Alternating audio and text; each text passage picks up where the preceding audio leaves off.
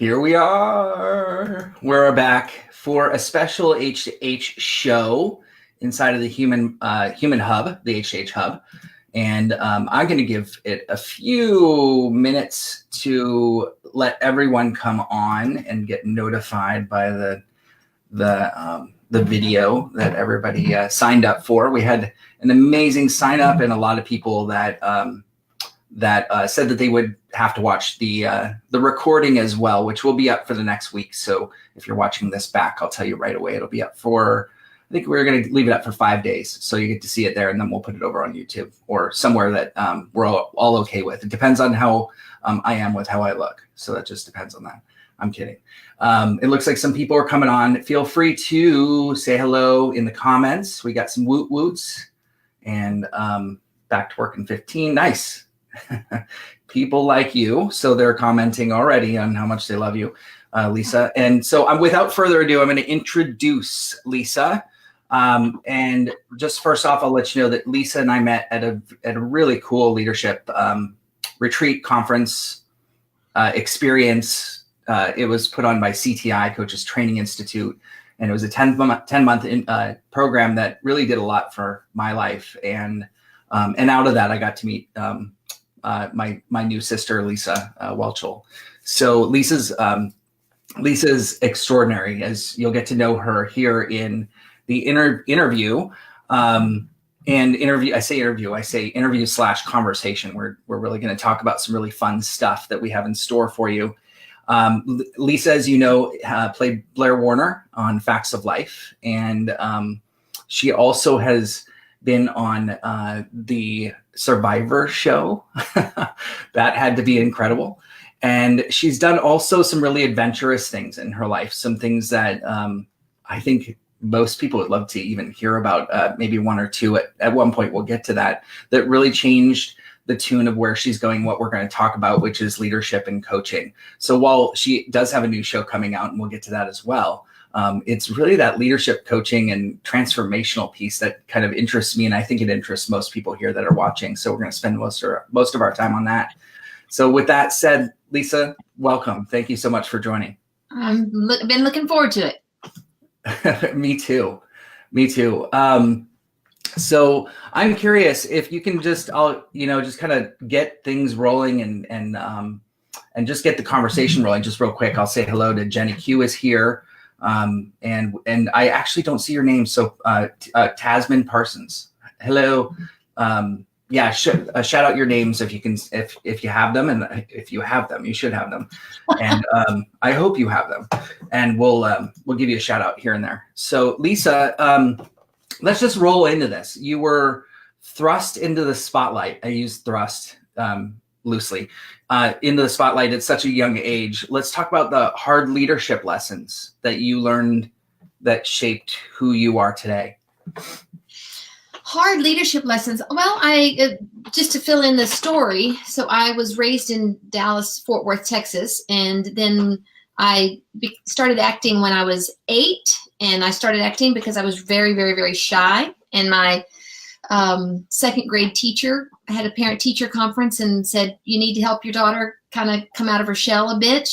Because I would usually just take a book and sit under a tree and read at recess, and just paralyzingly shy. So my mom went into mom mode and signed me up for a bunch of classes. And one of them was a drama class. And I fell in love for a lot of reasons, but I certainly couldn't have articulated this then. But I think part of it was because I was so afraid of myself. I was afraid of saying the wrong thing, doing the wrong thing. I was afraid of emotions. I was just really afraid of myself. And so I just kept very small. But as long as I was playing a role, I had an opportunity to experience a variety of emotions in a safe way. I could say things that I would never say and be afraid to say because they were written on the page. My very first acting role, I played a brat and got to stick out my tongue at the teacher. And I thought, this is what I want to do for the rest of my life. And so at that point, I decided I really did want to be an actress. And I remember watching a Walt Disney, The Wonderful World of Disney on a Sunday night. And I said to my mom, there was a little girl actress. I said, that's what I want to be. I don't want to wait till I grow up. I want to do that now. And a couple of years later, they did a nationwide talent search for the Mickey Mouse Club. They were revising the new Mickey Mouse Club, and I auditioned and got that role. So I moved to California when I was 12, and my family stayed in Texas. So I think that was the first really big hardship, was that I've been on my own, by and large, since I was 12. My mom would come when she could. My grandmother would join the rotation. I had, different guardians. But pursuing my desire, there was a pretty high cost, not only for me, but for my whole family. And so I would think the number one hardship was loneliness. And to some degree, you know what? I wouldn't even say the loss of a childhood, because I got to enjoy a lot. I got to enjoy what I love doing, but it was kind of an aborted childhood, put it that way. How has that interrupted or displaced any of your own feelings toward maybe how you've carried that through to leadership and being an adult, and how have you conquered that? I would say that more than how has it it helped me in leadership or informed my leadership. It might be the opposite. It may be that that's my stretching point, because I've been so independent and autonomous and on my own. I didn't have a lot of leaning on. I had to lean on myself, and so that has been how I've lived my life. And I think my stretching point as a leader is to learn to be a little bit more dependent, to ask for help, to be to not just think I have all the answers, and to find a little bit more of a team mentality. But that's the stretch for me, because from such an early age, just survival and then thriving has been based on being very self-reliant. That's interesting that you were feeling that, and you probably now have empathy for that, knowing what that feels like. Anytime we go through something, we now embody it, or even if we get through it ourselves, we still carry it with us to understand it and see it in others. Do you see it in others, and what do you say to them when they are going through that? When they're going through, be a little bit more specific. Going through what? Yeah. When they're going through any kind of loneliness or shyness, feeling like they can't ask for help, creating that same sense that you went through. I think the first thing is, I just think loneliness is maybe one of the most painful emotions that we experience. And I think it's much more prevalent than we realize. I think people would not, for instance, I don't know that people would presume that I would ever struggle with loneliness. And yet, there's some intense, and I think people in leadership, maybe it's a different kind of loneliness. You may have a lot of people around you. You may have a lot of really good work that you're doing, a lot of fulfilling things, but none of those fill that spot of ache of loneliness. And I think that's a lot. It shows up in leaders in ways that it, in a unique way, as far as sometimes I'll take this personal on my own, and don't want to just project it on all leaders. But I do think that there is this, for me, there's been a hyper protection as a leader. And so the very thing that I protect my heart is the very thing that keeps me separate from other people. And so it just exacerbates the loneliness. And the same is, as a leader, I think that we have to have a lot of confidence to accomplish big things, but I think it can also backfire and make us feel superior, and so therefore there's a connection, a disconnect from that. Of course, it's a superiority that's covering up an insecurity that we don't want to feel, but it also keeps us separate and lonely if we only relate to people on a certain level. And I think that's one of the things I learned through our leadership, was being immersed in a relationship with 20 people from all walks of life. It's like, you can choose your friends, you can't choose your family. Well, you can choose your friends, but you can't choose your tribe.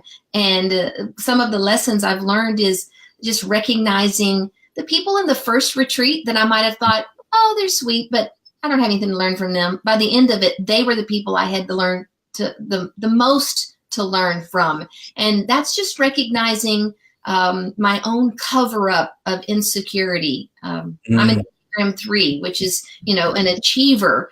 But it's also, oh my. yes, but it's also because very, very early on began to equate my self-worth with my success and what I do. And so that really, I'm now learning how to just drop a little of that and relate more on a being level. And on a being level, we are all one.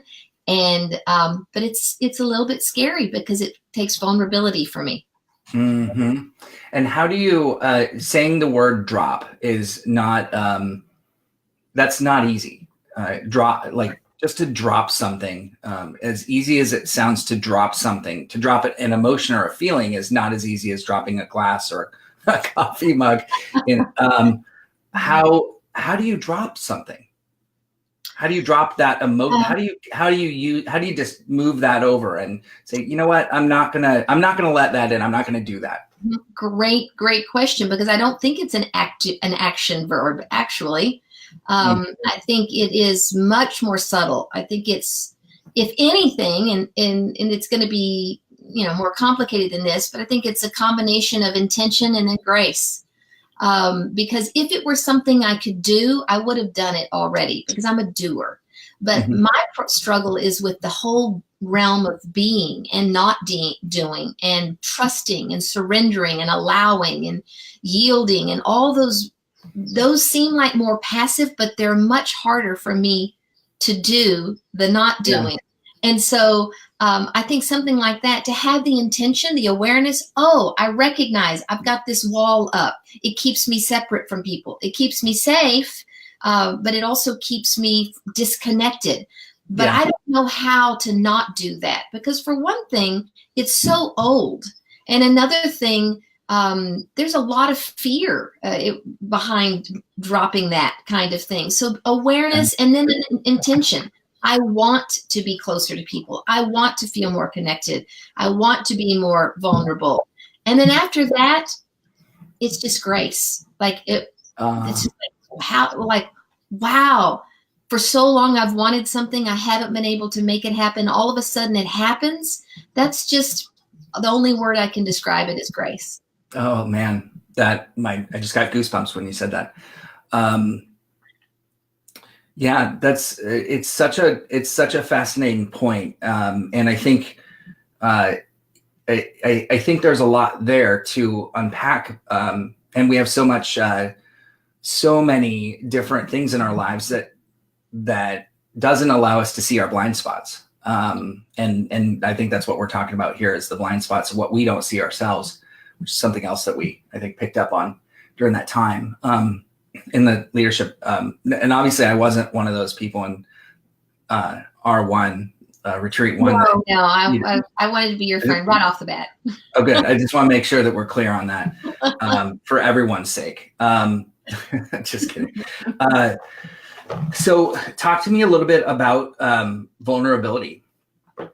Vulnerability is not easy for anyone. I mean, it is just one of those things. I mean, it's recently become a little more popular with Brene Brown, but easier said than done to read it in a book and then to go do it. That's another thing. And by being vulnerable, you get what? What are your thoughts? Well, you know what? I'm going to take it. I think we oftentimes think of vulnerability as in terms of interpersonal relationships and, being real, sharing our insecurities or our feelings, not putting on our persona, what's typically gotten us through life. But what I'm learning where vulnerability shows up in a different way for me. And that is in the present moment. And that it's scary, it's terrifying to live in the present moment for me. And because it's a lot of vulnerability. And what I'm learning about myself is I want to be in my head about at least a few seconds ahead of this moment so that I can go through all my filters. Like, is this safe to say? Is this going to come? If I do this, what are the ramifications going to be?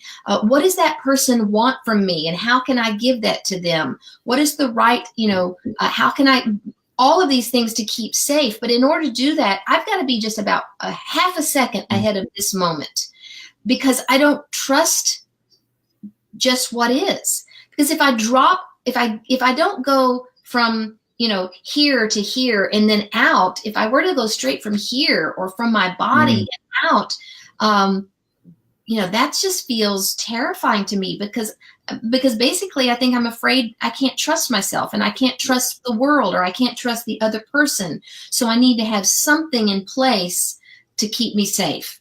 And so vulnerability for me is just being in the moment, allowing what is, knowing I can handle whatever comes up. If somebody says something, whereas in the past, I think I wouldn't have thought about it, but it would feel like rejection would kill me. Making a mistake would mean, the equation is, if I make a mistake, I will now not be loved. If I say the wrong thing, I might hurt somebody and then they leave.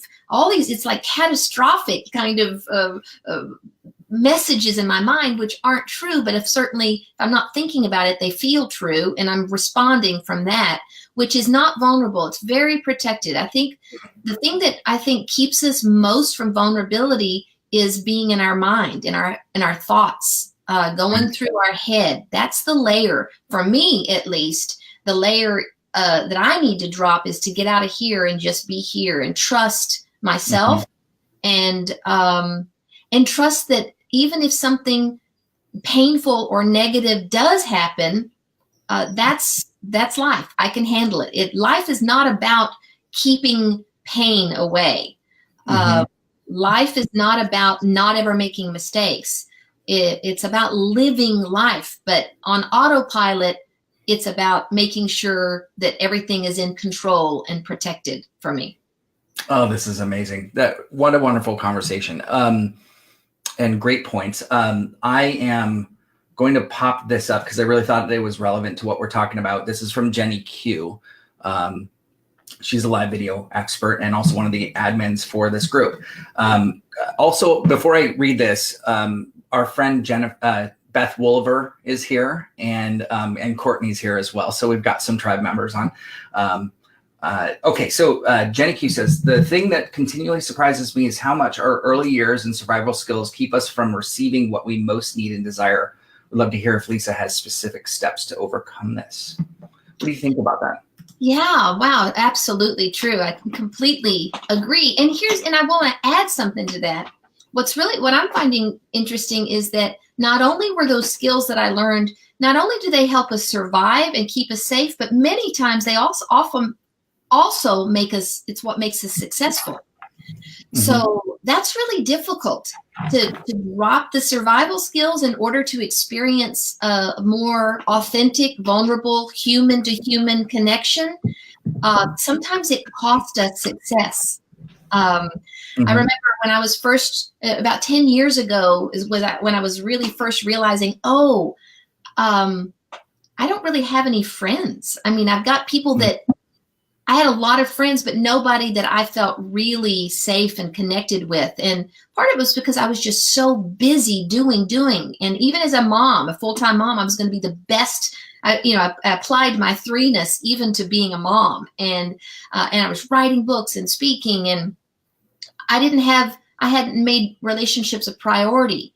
So when I realized, I don't want to live the rest of my life just being a human doing, I want to have relationships. But I was very aware that to do that, I was going to have to feel more. And one of the reasons that I was able to be successful is if you cut off your feelings, they don't slow you down. I can see a goal, how to get there, engage my will, and make it happen. When I'm disconnected from my heart and from my body, it's not going to slow me down. But that doesn't work for relationships. You know, you can't, mind to mind connections are stimulating, but they're not particularly connecting. They can, there's a both and. And so I realized to allow more emotions and to be more in my body, it would be like drag on an airplane. And I might not be as successful. And that was true, because also it takes time to invest in relationships, and all my time was invested in my career. So, so anyway, the survival skills keep us safe, but they also make us successful, which means that the ante is way up when we decide that we want to be more than what we do. We have to actually put our money where our mouth is, because a lot of times that means we're going to drop the things that we've used to make us successful in one area in order to grow the skills and the tools that are needed to be successful in a relationship area. But you got to really want it and realize there's not going to be necessarily a monetary value on relationships, or a way to measure success in relationships. So you got to really want it. And so all that to say, to answer the question, do I have any particular steps? I think number one and two, they go hand in hand. You can't have a relationship with anybody else that's authentic unless you have a relationship with yourself that's authentic. So and a lot of times as leaders, we're busy. There's no time to just be with our feelings, our thoughts, ourselves, our anxieties. So have downtime, stillness, silence, nature, hiking, meditation, whatever, and schedule it if you have to. But that's the only way we're going to be, if we're connected to ourselves. We've got to spend time with ourselves. And then secondly, find a safe person, at least one safe person. Because, if we've used all these muscles in one area and they're really strong, like for me, I wrote a book called Friendship for Grown-Ups, because I didn't start learning about friendships until I was in my 40s. Well, that's very awkward, humiliating, embarrassing, messy.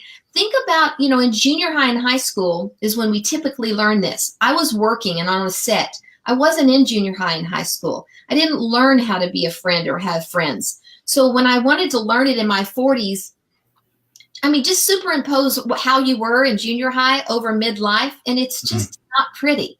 And so you're going to make mistakes. You're going to go back and Arrested Development, you're going to go back and start from that place. But you're a grown-up, but you're acting like wherever you stopped.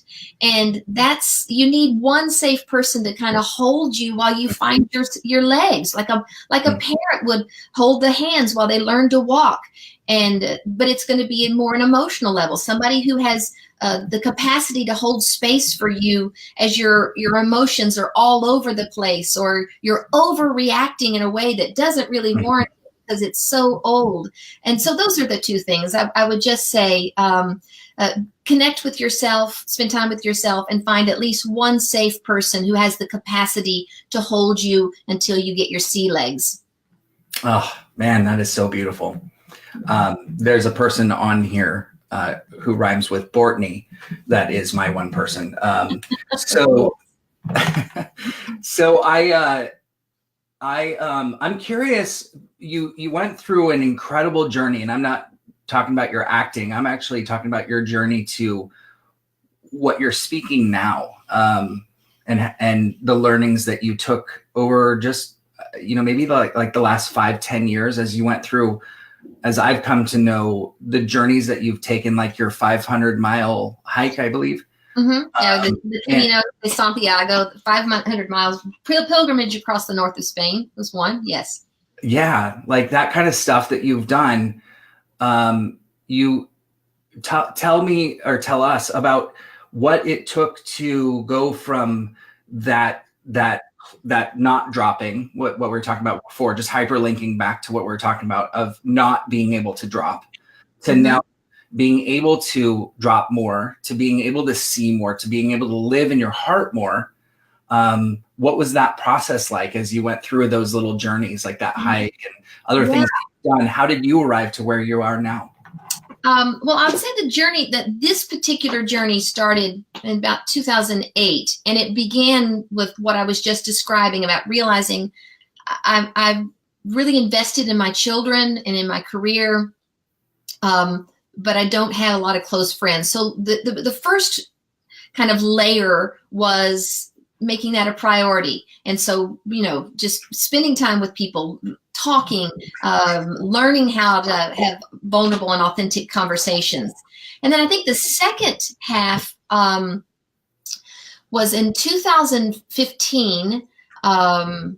I went through a divorce in 2011, and in 2015 I dated a couple of guys and had just broken up with this one guy. And I remember just sitting on the couch like for 3 days, after, the way you do after a breakup, with a pint of Ben and Jerry's and a fork and maybe a glass of wine or two and maybe a Netflix binge, any of those things you do.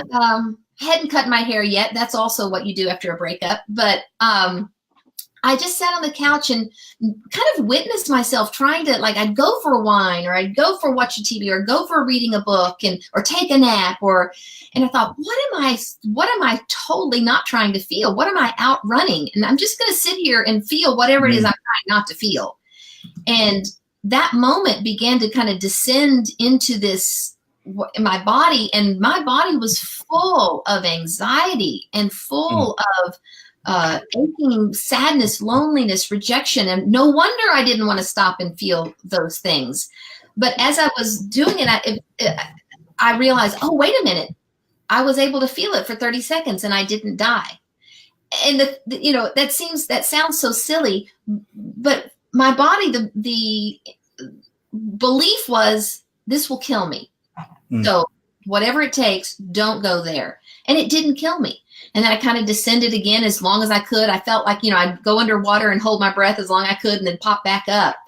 So I thought, you know what, I want to go there. I want to go descend here and I'm going to explore this what else is in here. And so I knew that I needed silence and time and space. So that was the end of 2015. 2016, I set up 3 intentional modalities for doing that. In July, I went on a 30-day silent retreat. Wow. I'm an introvert, so I loved that. And that was not difficult. But that started the process because for 30 days, no talking, the pond begins to settle. Then in August, I went to Peru and I did 4 ayahuasca ceremonies in Peru. Totally different experience, but wanting to go because I knew I could only go so far, but there were some fortresses inside that were protecting a lot of, just old wounds. And I was ready again, taking my 3-ness, I'm going to do this the 3-way, blow that open, which it did blow it open. And then in September, I walked the Camino. So it's about 28, 30 days, 10 to 20 miles a day walking. My intention was to be by myself again, just to kind of be by myself. You're no phones, no nothing. You're just walking all this time to explore what's going on. But I met someone the very first day, not in my plan, but realized, I'd done a lot of interior stuff, but it really is, it has to be both and. So it's in the interpersonal relationship that I began to kind of excavate what had been broken open inside. And again, in that relationship, continued the journey of exploring what was inside. And by the end of that, the truth is, by the end of that, and then we were in a relationship, breakups, they just flatline me. Everything that I'm feeling and have been bearing comes up. I ended up checking myself into a 30-day trauma treatment center, it's called On-Site or Milestones. It's in Nashville. And it wasn't like I was, it wasn't like I was like rock bottom, couldn't make it. I just realized there's some core stuff I can't get to. I Mhm. need help getting to some of this. Mhm. Also, I think as a child star, you just have to have you got to have the in-treatment service. That's just part of, the part of Mhm. the role. And because there's things that when you go through those kinds of things as a child, they really do lodge pretty deeply. So I got some help, and then ended up meeting another man, and that's been wonderful because I feel healthier. He's healthier, and now I'm reaping the benefits of all that hard Mhm. work. And he grounds his own beans and makes his own coffee, which my wife tells me is pretty excellent.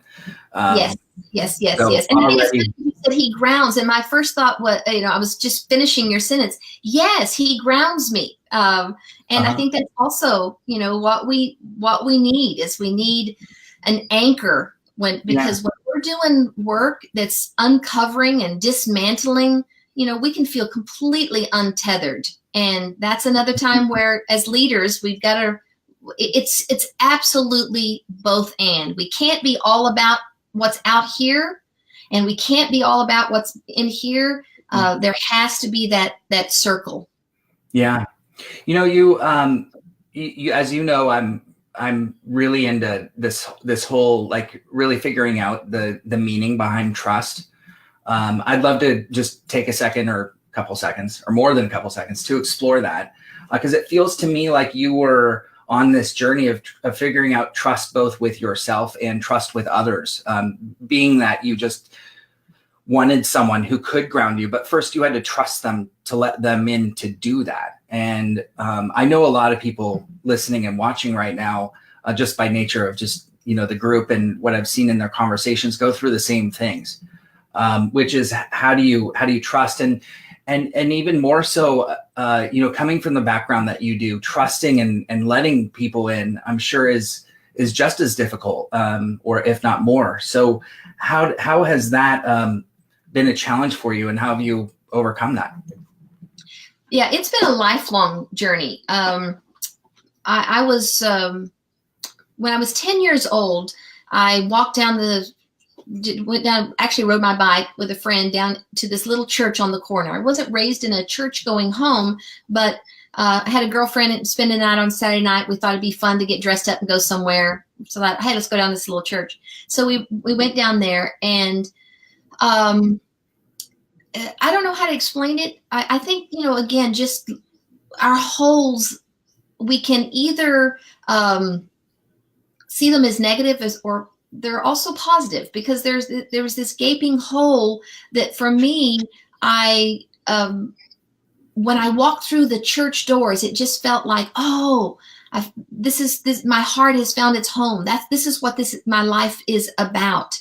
And that was, again, it was an external anchor that I locked onto. And I think organized religion, I'm not at the place now. Organized religion is one of the things that kind of got blown up in the last 10 years of my life. But I'm really grateful for the container that it gave me as a child Mm. because it really was my protection as I moved to California. I had that really safe container. My first book is called The Facts of Life and Other Lessons My Father Taught Me, and I'm referring to my Heavenly Father because he was a very practical parent to me. I believed what he said and obeyed it, and that kept me safe. It kept me protected. It kept me in the lanes to Mhm. keep me, from getting for one thing, going down the path that many child stars go down, because there's too much freedom and we're not able to handle it that young of an age. So I'm grateful for that protection. And my favorite Bible verse is, trust in the Lord with all your heart, lean not on your own understanding, in all your ways acknowledge him, and he will direct your paths. So that, from the time I was little, I recognized that was my growing edge. And it still has been. And but what it is now is learning to trust myself. That was the big step for me, is trusting that I don't have to look outside myself for wisdom. It don't have Mhm. to be in an authority or in a book or in, somebody else's opinion. That input is good, but Mhm. that ultimately I need to trust my inner knowing. And Mhm. so like the book that I'm writing now, the premise is teaching people from my own experience how to recognize, trust, and follow our own inner guide. Recognizing is the quieting of it. You can't hear it unless you get quiet. Trusting it, I think that takes a lot of a choice. I think we have to choose to trust it, and then trust it enough to follow it, to move in it. Now put it into action, and then ultimately finding able to trust someone else. For me, has been about learning how to tolerate my own difficult emotions. My partner Pete has been teaching me a lot about that. That in order to be vulnerable with somebody in an interpersonal relationship, they're gonna get to those vulnerable places. And in the past, I would have put the wall up, or I would have bolted when it got to all those feelings got too much. So realizing, oh, I don't actually have to shut them off. I can actually tolerate them. I can feel them. They'll move through me. They won't stay forever. I don't have to act on them. And then therefore I can remain in relationship, because you really can't have the kind of intimacy without vulnerability. Don't think you can have vulnerability without difficult emotions. Don't know that you can experience difficult emotions unless you can really trust that you can. So it's such a circle. Isn't it? Yeah. And this is all so well tied together, everything that you're talking about between relationships and trust and feeling whole and speaking from your heart and giving before thinking, and really just, it really ties itself together to everything that you're talking about, and coming to that place in life where you feel like you can be vulnerable because of all that. And that what comes out because of that will be magical. It'll be unexpected, delightful, and probably surprising, but in a good way. If not now, then eventually. At least I've come to realize that. Now I don't know what took me so long. I do think that we can't beat ourselves up for what takes so long, because in order to dismantle your ego, you have to have a pretty strong one. So it takes us a while to build that up, to build up that protection and that structure, and before we can then internalize it as a solid core, so that we can be raw and vulnerable on the outside. So both steps are definitely necessary. Okay, so I would just real quickly, I want to make sure that we thank you all. There's a large conversation going on the side here, and how rude. And it's all about what we're talking about, which is great. It's not like it's like they're talking about. Like they're not talking about the Masters last week. Yeah, which was, oh my God. I mean, that could be a whole conversation unto itself. Let's not open that up. No. But there's some really great stuff. I just want to make sure that now, if you guys want to throw out some questions, specific questions, we're not gonna probably be able to address every single thing, but we'll try. And it's going to be treated more like a rapid fire. So if there's a dying question, a question that you really want to make sure that Lisa answers, I'll try to put up a couple of them for her. And I'll try to limit my answers from 4 minutes to 30 seconds. It's okay. It's all right. No worries. I have a friend who says I should join a kind of a 12-step group, the on and on and on. Yeah. On and on and on. Yeah. Yeah. It's the 24-step group now. There you go. So here's one from J.S. Gilbert. I think this is a really relevant question. And you and I actually have, I think, had some discussion around this, which is, what are good ways to live this life now in this online world that we live in, through, trust and relevancy and living from your heart. I've actually learned a lot from you and how you treat social media. I'd love for you to talk about, how you live online and offline. Well, I'll say how I live, but I really do think there are so many ways that are all equally great, and it depends on what your goal is for social media. I am because I've spent the first part of my life building, and right now I'm more in the deconstructing. Trying to pay attention to. I don't want to use social media to build a brand. I mean, obviously that's important. It's just that's not where I am right now. As a matter of fact, I have to be careful about that. I need to be aware. Because my goal now is to be more authentic, to not have to be, getting my worth from what I do. So I'm running through, before I post something, kind of a little quick check, what is my motivation for this? Am I trying to impress people? Am I trying to build, a following? That is certainly, if that's what you're doing for your career, great. I have nothing against that. But for me, it's a good kind of a check for me of how far I am in this journey of not needing other people's approval and the mass acceptance. I need to be working more on, okay, this is just me. I want to share it. I'm going to throw it out there. And it doesn't matter, well, it does. Of course, I feel that way. But the goal is it doesn't matter what the response is going to be. Yeah. I also have to be careful with my time, as far as I know, building something, needs to be much more interaction. I don't interact a lot online, and there's a part of me that feels badly about that, but there's another part of me, it's a choice that takes time, and that's not where my focus is right now. I think another thing that's really, I'm using social media for my own, growth, is being aware of when I'm judging. I think that it's so easy for all of us on social media, because there is this separation. It's kind of safe to judge.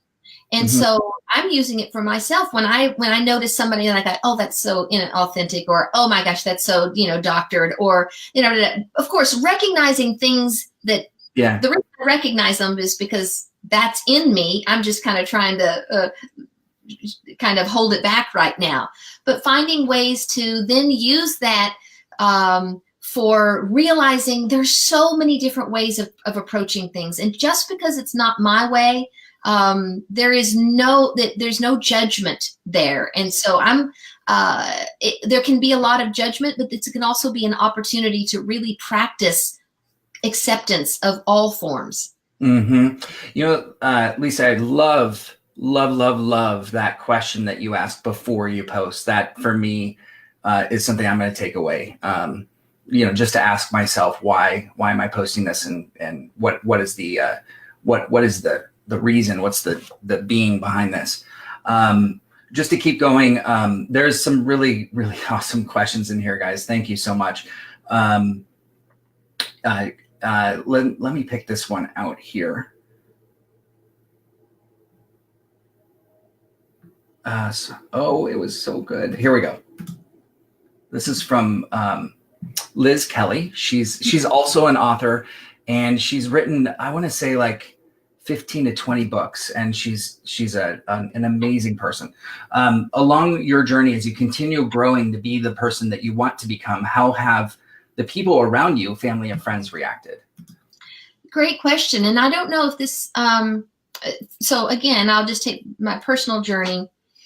It's been difficult. I've lost a lot of friends. I've had difficult conversations with family, because I think when you grow and you change the dance for everybody. And then a lot of the ways you have been, especially if the way we are is to make other people happy, to get their approval, to be a people pleaser, then when we start changing, people in our life don't like that sometimes. And so, and especially, like I mentioned, my whole foundation, the first 40 years of my life, was really based on a particular form of relationship with God through just traditional American Christianity. And in the last 10 years, as those walls have dropped around me, there's an openness, like much more inclusion, much more grace, much more acceptance, much less judgment. but for those that the walls still feel very necessary and very safe, and the belief is very strong that that's the only way. I think some of my, especially my audience, kind of could feel somewhat betrayed, because I was kind of the poster child for a successful person who was a Christian. I still consider myself a Christ follower, but more of a Christ follower than a Christian. And so that doesn't set with some people. It's been difficult in some ways. Oh, we can have another conversation on that one. There's so many conversations we can go off on, but I'm just going to keep us focused here. Okay. So, I'm gonna just close with this one last question, and then we will just end on really quickly on your show. The question is about coaching. So forgive me because the names don't come up, but the question is, I have no idea where to find a life coach or what qualifications I should be looking for. Can you help?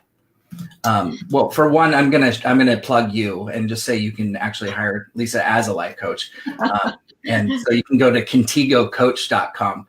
ContigoLifeCoach.com. ContigoLifeCoach.com. So there's that. But Lisa, why don't you go ahead and answer the question if you don't mind? Yeah. So my life coaching is called Contigo because that's Spanish for with you, and so I think.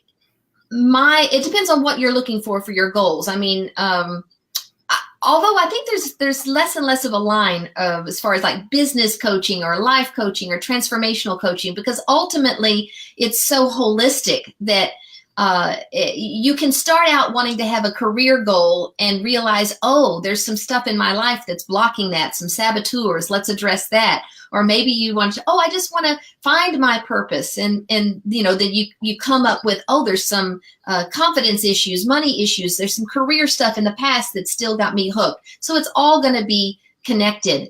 But I think find someone more than anything.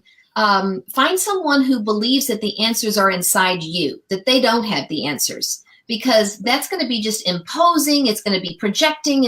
And we're all so incredibly unique. We have to trust that the answers are inside each individual person.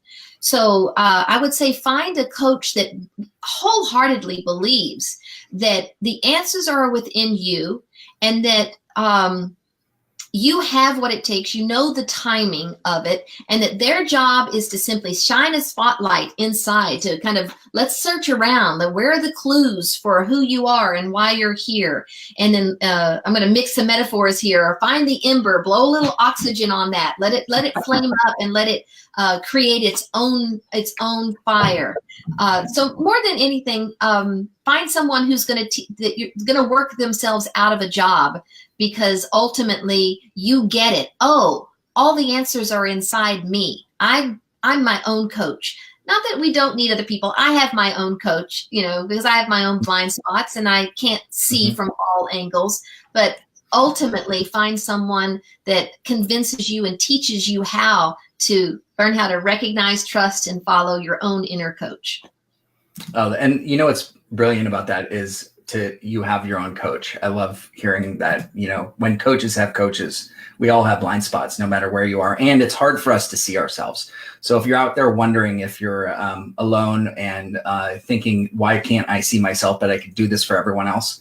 I have to say, welcome, because that is who we are. We do have blind spots, and we need other people, which goes back to the entire dialogue for this whole show, which is we need people in our lives in order to see our own blind spots and people that we trust. And I think that's maybe a good place to just transition into and just very quickly say thank you. But also I'd love for everyone just to know about just a quick plug on your new show, where to find it, and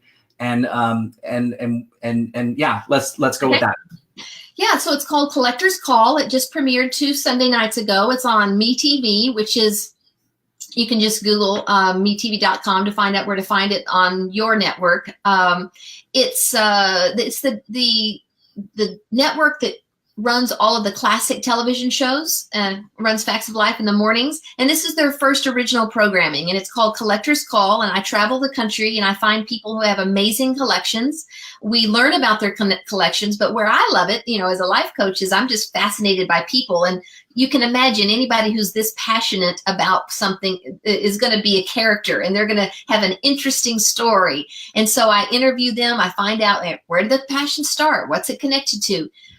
By and large, it's connected to childhood. It's connected to some kind of memory they're still trying to hold on to, or a relationship that even maybe not still here, but by continuing to collect keeps them connected. We're just always finding ways to stay connected to ourselves, our heart, and to each other. And collections and this show is just kind of a manifestation of that. We also bring in an appraiser, tell them what it's worth.